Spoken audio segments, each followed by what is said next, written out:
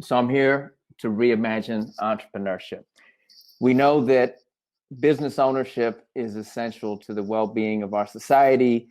And what we've learned in 2020 is just how fragile all of our systems are, our democracy, small businesses, et cetera.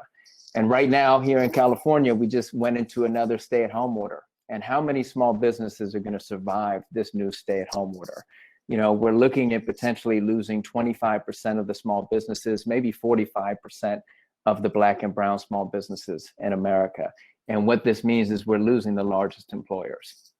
Now, in order to get into this and explain how I got here, I want to take it back to my grandparents. This is Alfredo Mathew, Lydia Rose Mathew, immigrants from Puerto Rico who came to Spanish Harlem and raised 8 kids during the Great Depression. That was another time when we had to reimagine the future. And they came into it with, you know, hopes and aspirations like all immigrants. That's me as a young kid in New York City, you know, the 4th child of my dad. And when I think about what I grew up with a lot of potential and aspiration, but also a lot of fear about how I would make it. Here's a picture of me with my cousins during one of our trips to White Castle in the Bronx. My family was very much split between the Bronx and Westchester, and I always straddled those two worlds. My family was always trying to make it north out of the Bronx to Westchester, and I was trying to make it back to the South Bronx. This is my dad, Alfredo Mathew Jr., here with the late David Dinkins. They were friends, they were colleagues. My dad was the first Puerto Rican superintendent in New York City. He gave me so much, but what he really gave me was this tremendous legacy and this burden that I felt that I had to uphold. And another thing that my family gave me was this lesson, this value. And my Tio Rolando said that you're not important because someone tells you you're important. You're important because you're a child of God. You don't need other people to establish your worth. You are already worthy. So what did I do? You know, as a young man, I went into teaching. I wanted to be like my dad. I wanted to be an educator. Went to the South Bronx. The South Bronx had a small school movement, just like Oakland had a small school movement. You know, I thought that we were changing lives. It was all about getting young people into college.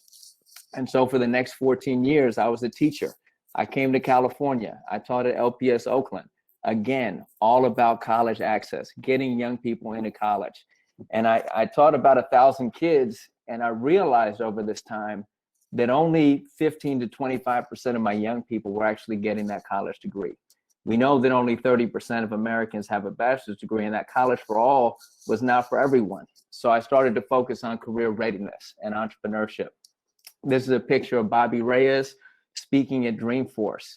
I had the privilege to work for an organization that was working on entrepreneurial pathways, connecting young people to PayPal, Salesforce, all of these incredible companies.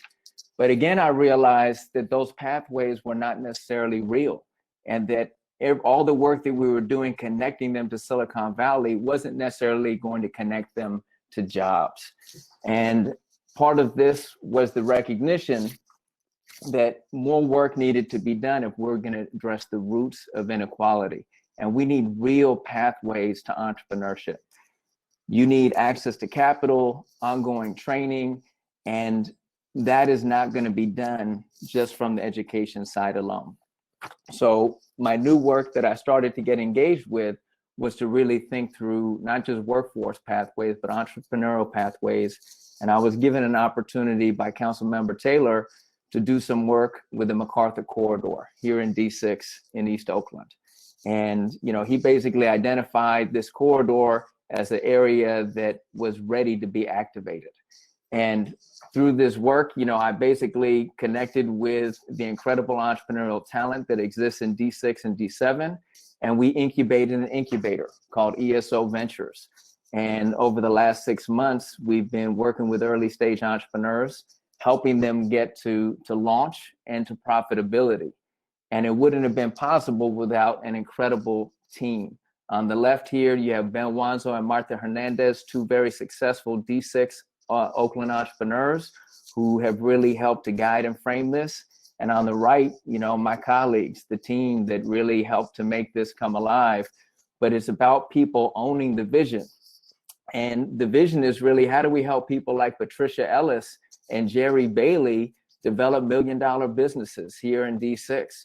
Patricia with Weekend Mobile Notary, Jerry with a Yaba Wines and Africa-inspired sangria. They have incredible potential if we can remove some of the barriers. We know that right now, so many workers have been displaced. We know right now, so many businesses are going under. So how do we put people back to work, and how do we make business ownership a way that people can get back into the workforce, and not as employees, but as business owners? This is a $6.8 trillion opportunity if we can help people find a pathway to profitability through business ownership, Black and brown entrepreneurs to business ownership. And there's a double bottom line just in terms of the criminal justice and all the other ways that we're investing in holding people back. So really, this is about owning your city. One of our entrepreneurs said, why do I want to be an entrepreneur? Because I want to own my city. I don't want to be displaced. I want to own the land. I want a business. I want assets. So how can we combine training and capital to make it happen? And it's basically going back to my Tio Rolando. You are worthy of investment. You are worthy of love. There's so many early stage entrepreneurs that we need to invest in. That's a picture of my son, and that's the message that I want for him. You are worthy.